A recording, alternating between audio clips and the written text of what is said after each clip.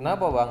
Ini nih makin banyak berita penyalahgunaan narkoba pada anak usia sekolah. Iya ya, makin mengerikan aja. Terus peran instansi kita apa bang?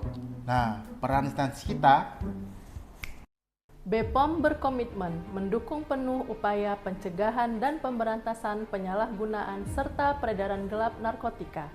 Melalui edukasi, sosialisasi, dan pengawasan ketat, BPOM hadir memberikan informasi yang benar tentang bahaya narkoba, termasuk penyalahgunaan obat-obatan yang tidak sesuai aturan.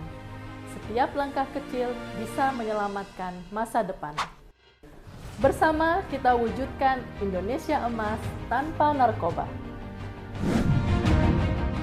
Assalamualaikum warahmatullahi wabarakatuh. Saya Budi Noviandi, Kepala Balai Besar POM di Banda Aceh, melalui momentum peringatan HANI atau International Day Against Drug Abuse and Illicit Trafficking yang diperingati oleh dunia setiap tanggal 26 Juni, mengajak seluruh elemen masyarakat bersatu bersama BNN untuk mencegah dan memerangi penyalahgunaan narkotika mulai dari lingkungan terdekat dan sedini mungkin. Narkotika musuh kita. Mari kita wujudkan Indonesia bersih dari narkoba. Sukses untuk BNNP Aceh.